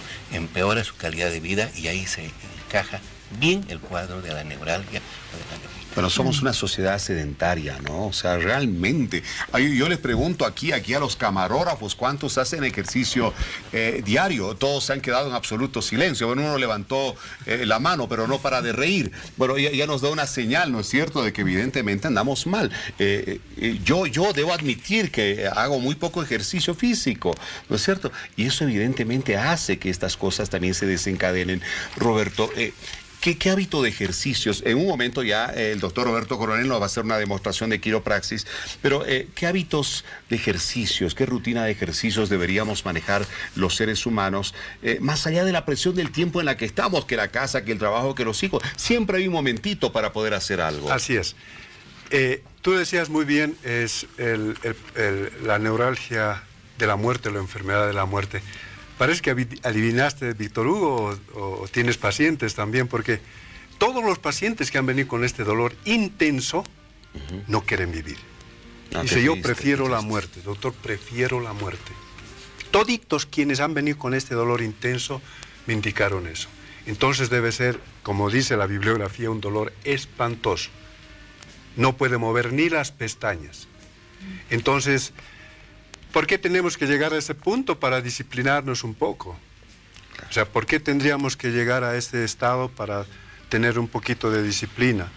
Porque necesitamos que la gente haga conciencia, cambie de hábitos. Yo siempre les digo, tienen que cambiar. No tienes que comportarte como el vecino. Tú tienes que comportarte diferente. Ojalá el vecino lo haga así, pero tú obligado a cambiar de actitud. Muchas condicionantes. Yo quiero mencionar una cosa muy importante. La columna vertebral, por eso lo llamamos la columna vertebral, es fundamental cuidar y conocer su cuerpo. Normalmente, si alguna persona ve la columna vertebral, tiene curvitas. Tiene unas curvitas que no son adornos. Muchas veces el paciente viene y me dice, me fui con una radiografía y evidentemente no tiene nada en la columna. La región cervical, excelente. Pero está recto la columna. Incluso a veces evertido. Claro que tiene función esa curvita, tiene que amortiguar. Si no tiene esta curvita, Dios, estos pacientes con seguridad van a tener dolor intenso. Yo ya les digo a todos quienes están viendo el programa, tienen esto en la radiografía, cuídense más que el vecino, porque con seguridad tarde o temprano van a iniciar un problema de dolor intenso. Entonces, yo quiero recomendar que se hagan un controlcito, vayan por neurología, vayan por la quiropráctica, otras alternativas, pero tengan en cuenta la radiografía de la columna vertebral. Esta noche nos hemos enfocado en distintos tipos de pacientes con neuralgias de trigémino, neuralgia facial, neuralgia o neuropatía diabética. Pero yo tengo una que todavía tengo algunas dudas, doctor Coronel, respecto a las pacientes o aquellas mujeres que están embarazadas y que pueden presentar estos casos de neuralgia. Ellas no pueden tomar medicamentos para tratar esta enfermedad, entonces me imagino que la quiropráctica es una terapia alternativa adecuada para ellas. Buena pregunta, porque es justamente lo que hacemos con las mujeres embarazadas. No interesa la semana de gestación que tenga la mamá. Es una buena alternativa precisamente para poder acudir a grandes bondades que tiene en el embarazo. Primera cosa, si las pacientes que están embarazadas con seguridad, unos más y otros menos tienen dolor en la espalda, dolor en la región de la columna, cualquiera sea el sitio. Entonces la quiropráctica es una alternativa para hacer un tratamiento de forma natural, sin medicamentos. Sin embargo, también la quiropráctica puede ayudar a que el parto facilite el parto. Durante el trabajo de parto también tenga facilidad de tener su bebé. Entonces hay muchas bondades que las mujeres embarazadas sí deberían aprovechar para que tengan beneficios durante el parto y durante la gestación, ¿verdad? Doctor, cuando hablamos de salud, nos encontramos con una sociedad que tiene muy poco hábito de la visita regular al médico, ¿no? Sino cuando estamos con un problema que ya nos tiene en el suelo, hay que ir al doctor, ¿no? Bueno, y mucha gente evidentemente dice, es que no tenemos dinero para ir al doctor, o sea, ¿qué hago? Nos ha pasado muchas veces que ha llegado gente que no tiene un centavo para ir a una consulta. Pero a ver, esta no es una enfermedad que podría uno decir inalcanzable para poder cubrir económicamente. O sea, es un tratamiento, o estoy equivocado, doctor, caro. No, depende mucho de la rebeldía del dolor. Hay un cuadro común que el doctor debe conocer y obviamente conoce, la contractura muscular, ¿no es cierto?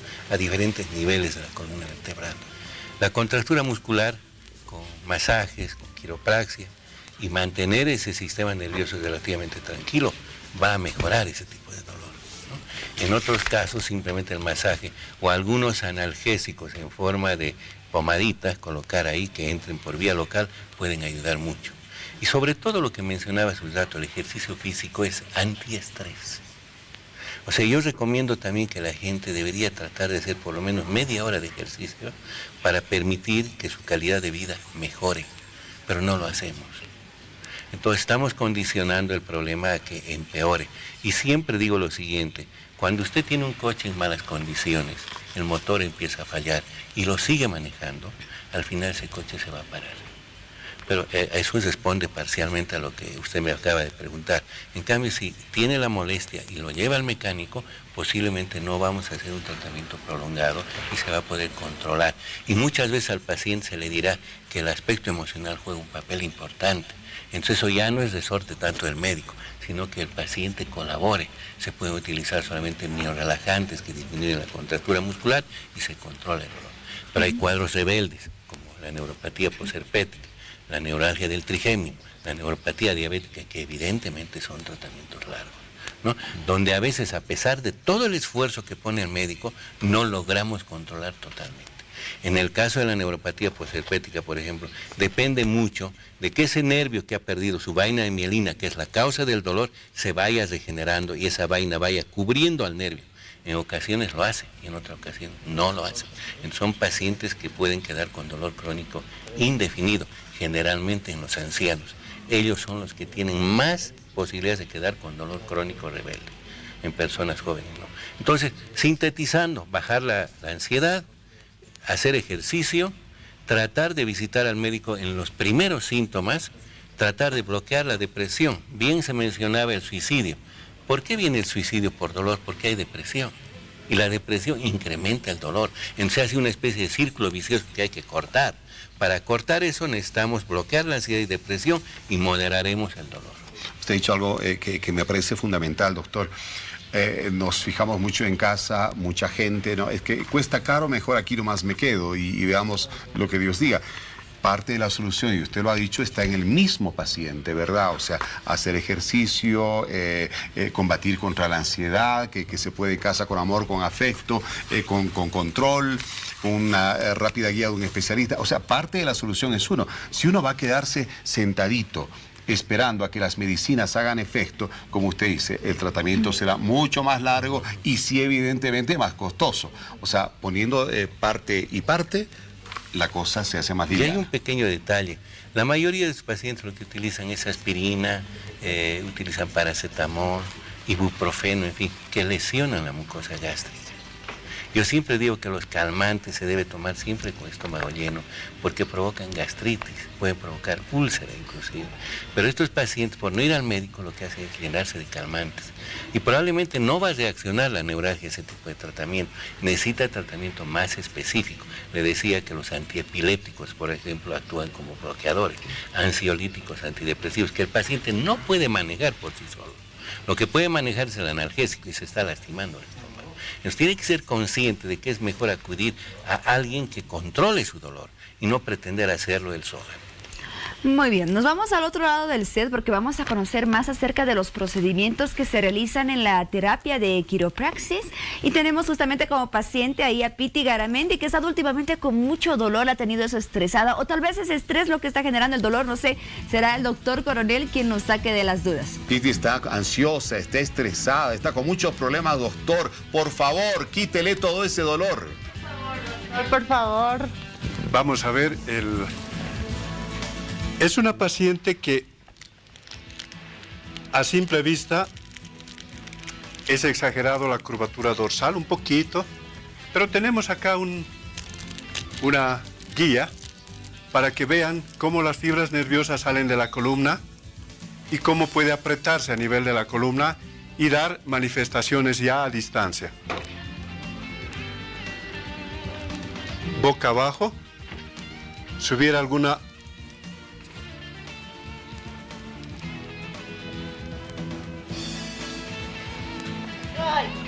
lo he tocado y está tronando esta columna, ¿no? Entonces ya nos imaginamos lo que está pasando. Uf. Le vamos a pedir a la paciente, tenemos que hacer integral el tratamiento. Te voy a pedir que te pongas de costado, mirándome a mí, mirándome a mí. Esto es culpa del productor que la tiene estresada, la pobre Piti. Sí, hay que averiguar esa parte. En algún lugar está el origen. Vamos a ver también entre la cadera y la columna hay una unión que... No, yo te voy a agarrar, tranquilita. Relájate, Piti. ¿No? Entonces, te voy a pedir que te pongas boca arriba. Vamos a hacer la parte más importante porque ella está cursando, evidentemente, por un problema de estrés.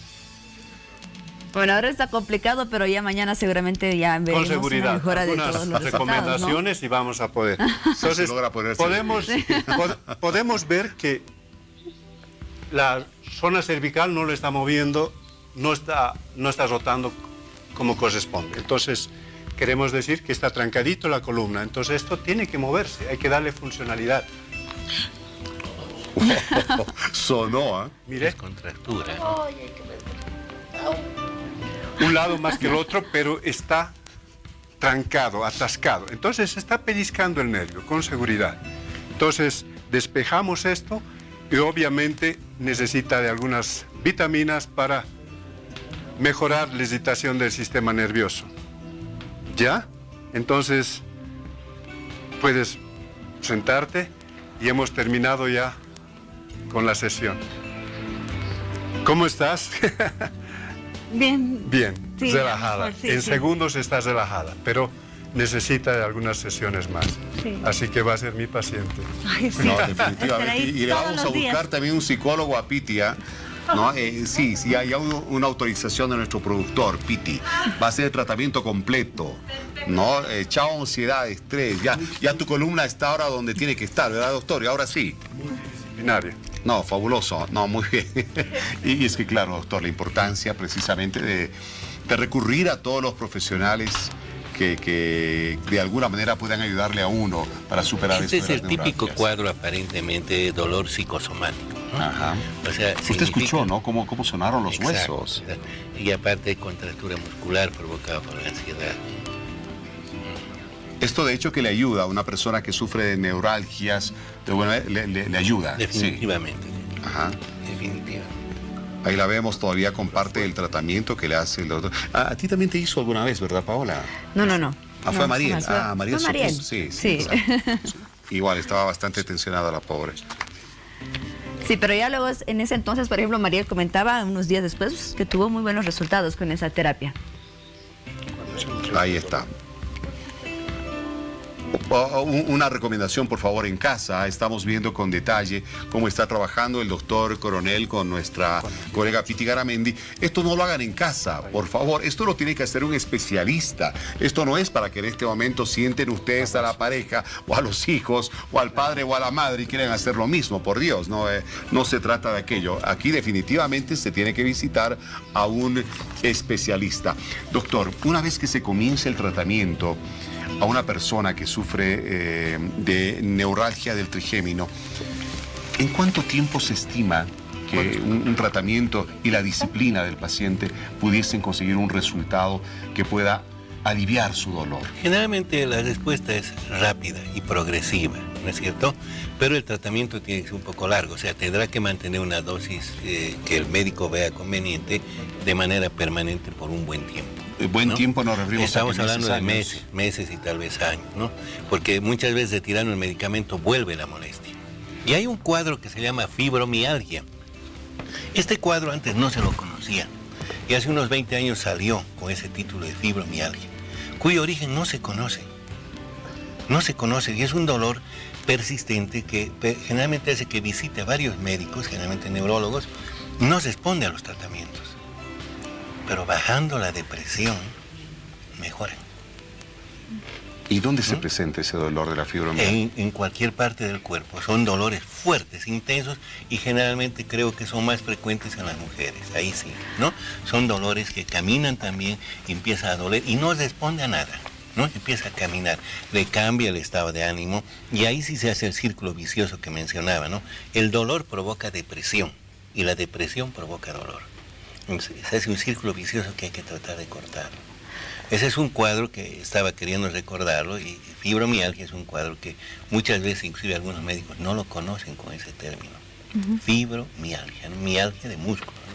Ahora, Hace un momento, doctor, sí. hablaba acerca de las neuralgias que pueden afectar a distintos nervios, del nervio trigémino, ciático, facial.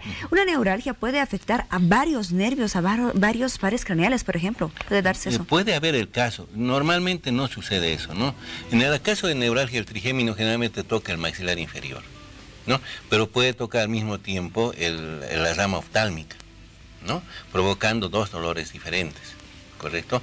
Pero entender que hay la neuralgia glosofaringeo y el trigémino o el facial juntos sería mucha cosa, ya prácticamente sería un dolor generalizado en la cabeza, ¿no es cierto?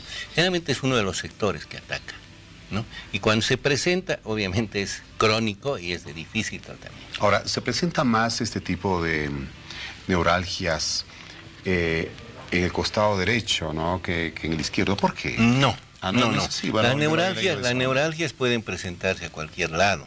No tienen una elección preferencial, ¿no? Su localización sí va en relación al tipo de nervio que está tomando, ¿no es cierto? Pero puede ser derecho o izquierdo, puede tener una neuralgia trigémino al lado derecho o al lado izquierdo. No hace una diferencia clásica, digamos, que se tome a un solo lado. En los problemas de neuritis intercostal lo mismo, a un lado o al otro lado. O los problemas, por ejemplo, de compresión de raíces nerviosas en miembros inferiores, igual puede tocar a uno y a otro lado. Depende de dónde se provoca el pinzamiento, dónde se está provocando la lesión. Doctor Coronel, respecto a la terapia quiropráctica, ¿los pacientes para acudir a este tipo de tratamiento deben prepararse de alguna manera y posterior a estas sesiones deben tener algún tipo de cuidados? No, no tienen que prepararse antes de ir a la consulta. Ellos pueden agarrar en ayunas o desayunando, no interesa. Van como tienen que levantarse de la cama y no hay ningún problema, no hay ningún tipo de preparación para que vayan a la consulta y al tratamiento de la quiropráctica.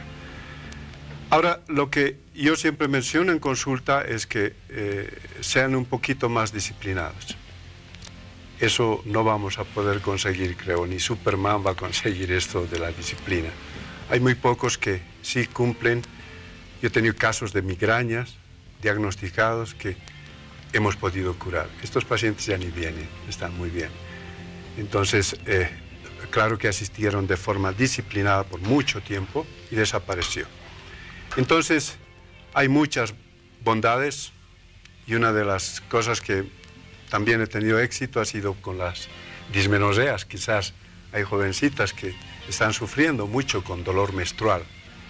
Parece mentira, pero los ajustes quiroprácticos ha podido resolver estos problemas. Entonces, hay muchas cosas. Ahora, no es una panacea la quiropráctica, pero yo creo que asistir para probar y ver los resultados en aquellos pacientes va a ser muy bueno. Ahora, dice algo que es fundamental, ¿no? La disciplina.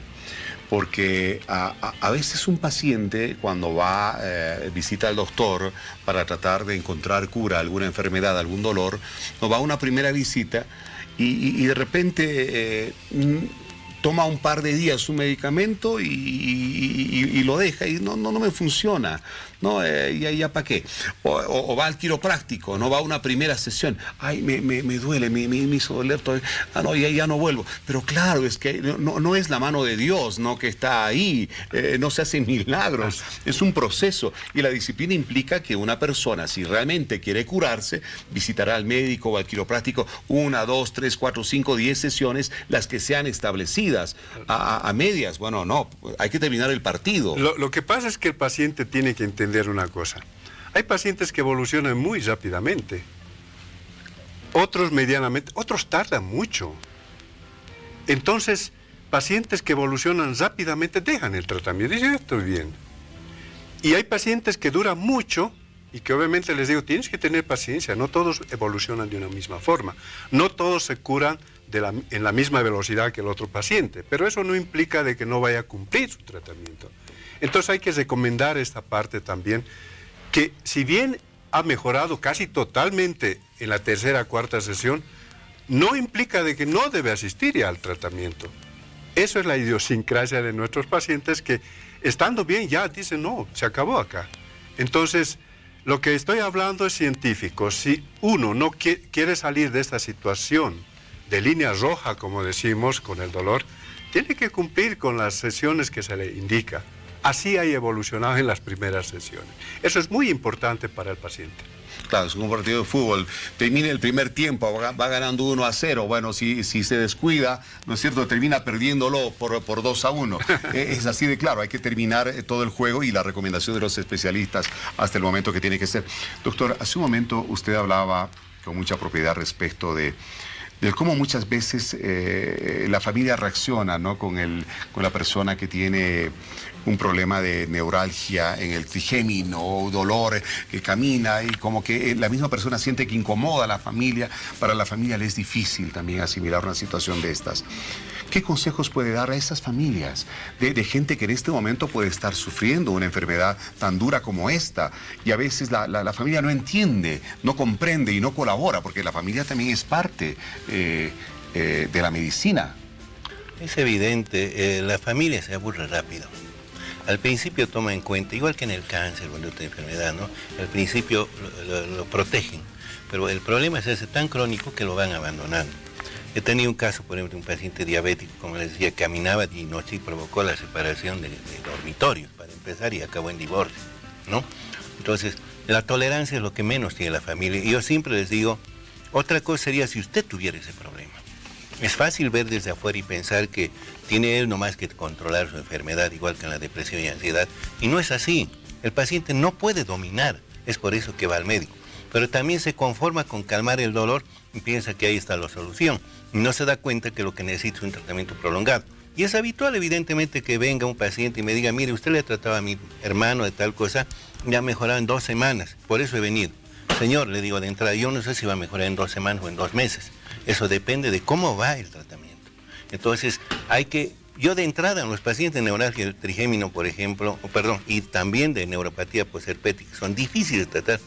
De entrada les digo que tienen que ser tolerantes, que eso va a llevar tiempo. Porque si no le decimos eso, viene 3, 4 veces, se aburre, piensa que sigue igual o peor, y se va, abandona el tratamiento, ¿no? Y está haciendo peor, porque no va a hacer nada, el problema se va a hacer cada vez más crónico, porque no estamos encontrando la solución. En resumen, la disciplina es bien importante en cualquier enfermedad, pero el boliviano tiene esa tendencia, evidentemente dice, no va a ir al médico mientras no esté muy mal, y cuando viene en esa condición, obviamente el tratamiento es mucho más largo. Como le hablaba del coche, cuando se arruina al principio es mejor llevarlo al mecánico. Pero no van a entender, de todas maneras, un consejo que les doy a todos, que la disciplina y el tratar de detectar la enfermedad y el origen de la enfermedad al principio va a ser mucho mejor para mejorar su calidad de vida y curar su enfermedad en la mayoría de los casos. Doctor, decía usted que tanto mujeres y hombres, a cualquiera se le puede presentar este tipo de enfermedades, pero ¿es el hombre o es la mujer la que tolera mejor esto de las neuralgias? La mujer. Es más tolerante. La mujer tiene tendencia y tolera muchas cosas, ¿no? Nosotros somos muy pusilánimes, ¿no? Somos timoratos en el problema de dolor. A veces al primer síntoma ya hacemos un cuadro aparatoso, más allá de lo que está el dolor. Eso me pasó con un paciente, yo viajé al Japón, al Congreso Mundial de Neurología, estuvo 3 días con herpes. Mi secretaria, yo tenía conexión con ella, me dijo, no, le sigue doliendo y me ha dicho que en su ausencia va a buscar otro neurólogo. ¿No? ¿Por qué? Porque quería en 3 días, con salpullido incluido, quería ya estar bien. No quería entender que ese problema llevaba tiempo, meses de tratamiento. Entonces, es difícil a veces lidiar con el paciente, ¿no? Exige demasiado. Le hacemos todo lo que debemos hacer, con todas las necesidades y la estrategia necesaria, pero el paciente quiere estar así. Muy bien. Hay casos en los cuales se puede reunir más de una enfermedad que afecta a distintos órganos del cuerpo, ¿no? Y justamente nos llegan algunas consultas a través de las redes sociales, doctor, de un paciente que nos pregunta cómo se puede tratar una neuropatía diabética en un paciente con una enfermedad renal crónica, por ejemplo, que puede estar recibiendo un tratamiento de diálisis. No, la neuropatía diabética hay que tratarla igual. Evidentemente, cuando está haciendo hemodiálisis hay que tener cuidado también con los medicamentos, ¿no? Porque aumentan la insuficiencia renal. Pero se puede amainar ese tratamiento y ahí también influye mucho la quiropraxia y el tratamiento con bloqueadores centrales, controlando que no provoque insuficiencia o empeore el problema renal. Se pueden tratar esos cuadros, no se los va a abandonar al paciente, más aún si se trata de dolor crónico. El dolor crónico tiene que ser tratado en todas las circunstancias. Tal vez en el único caso donde no se puede administrar medicamentos de principios en los embarazos, ¿no? La columna, ustedes saben, cambia su posición con el peso del embarazo, hace que se incline hacia adelante y esa posición cambiada es la que aumenta el dolor en la embarazada. Es mejor utilizar alimentos o que manejen de manera de terapia física para mejorar, pero preferible no utilizar medicamentos. Otro testimonio, doctor. Tengo 58 años, dice, y he sufrido de neuralgia del trigémino por 11 años. ¿Qué tratamiento se ofrece para este padecimiento? He probado con diazepam, láser, acupuntura, pero sin mejora. El dolor ha sido muy intenso durante 5 meses, sin ningún alivio. Me he hecho resonancia magnética, pero no muestra nada. No es, la resonancia magnética, les dije, la tomografía no sirven generalmente, pero hay que pedir, porque por ahí puede haber un tumor compresivo, ¿no? Hay que hacer, siempre es bueno pecar por exceso que por déficit, ¿no? A veces uno por no hacer gastar al paciente mete la pata, no pide y ahí está el problema, a veces sucede. Entonces en estos casos sería bueno que utilice primero los bloqueadores centrales del dolor, que son los medicamentos antiepilépticos, empezando por la carbamazepina. Los antidepresivos tricíclicos también ayudan muchísimo, y esos dos que le he mencionado, la gabapentina, todo mencionado pero y manejado, y la pregabalina con control, porque hay algunos medicamentos que se utilizan en exceso y pueden fatigar los riñones, hay que tener mucho cuidado. A veces el paciente quiere manejar su propio tratamiento, dice, este medicamento me ha dado el doctor, y ¿para qué voy a ir? Voy a gastar plata, seguiré tomando. Eso está mal. El médico sabrá en qué momento quitar, disminuir o aumentar la medicación. Pero hay terapias. Antes de pensar en tratamientos agresivos, quirúrgicos, digamos, hay que tratar de agotar todo esto. Muy bien.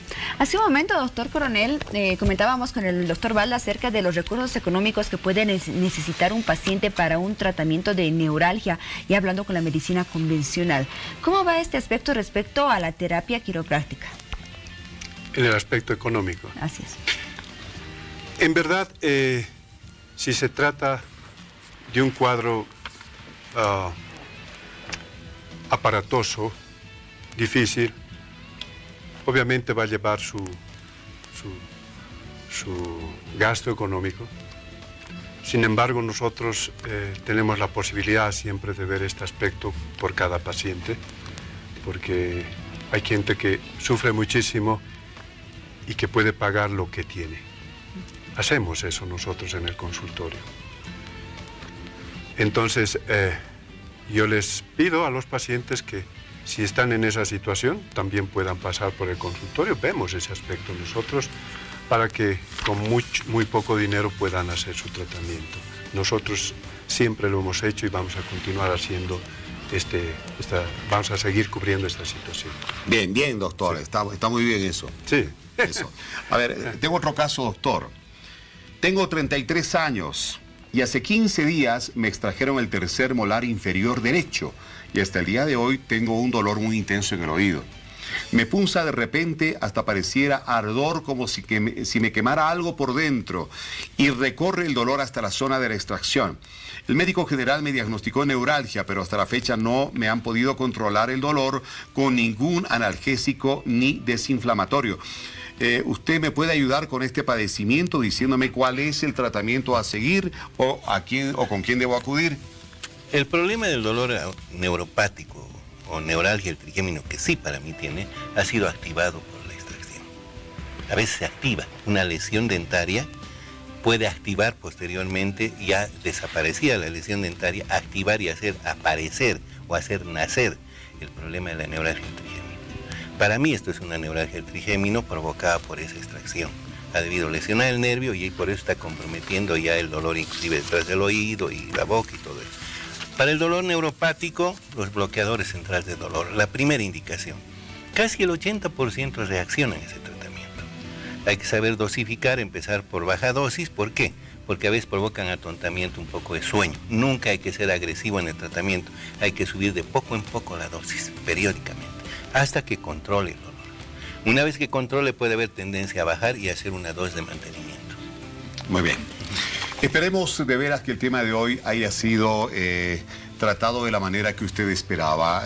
Muy claro, nuestros profesionales han sido lo suficientemente amplios como para que ustedes tengan una figura absolutamente clara, objetiva de esta enfermedad. Y si está alguien en su familia padeciéndola, esperemos que haya encontrado en esta guía el camino que deben seguir para adelante. De veras, agradecemos a nuestros profesionales invitados esta noche, el doctor Enrique Balda, neurólogo clínico. Gracias, doctor.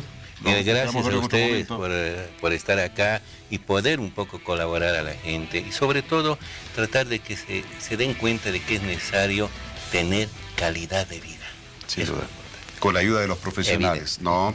Doctor Roberto Coronel, médico quiropráctico, gracias, como siempre. Gracias, Víctor Hugo.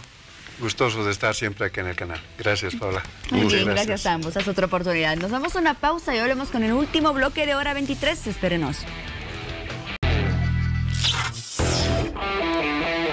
Bueno, usted recordará que en el programa de ayer, en el cual hablamos de la educación canina y responsabilidad humana, y nos enfocamos mucho en el caso de Pantuque, ese can que mordió al niño de 12 años, los abogados representantes de una asociación en defensa de los animales denunciaron un caso muy polémico de una persona que responde al nombre de Fernando Céspedes, que había publicado en su página de Facebook, en su muro, algunas amenazas y publicaciones de discriminación en contra del activista África Gutiérrez. Por su parte, esta persona llegó hasta nuestro medio, hasta el canal de Bolivisión, para dar su versión respecto a ese tema y hacer una aclaración que es importante que usted la escuche. Recordará que este martes en el programa Hora 23, los abogados de Pantuque mencionaron que el señor Fernando Céspedes tenía una denuncia por haber colocado en su muro de Facebook un comentario que iba en contra de África Gutiérrez, la activista que defiende a Pantuque. Ante esta situación es que los abogados dicen que esta persona es acusada por discriminación y amenazas. Es un señor que según Facebook se llama Fernando Céspedes.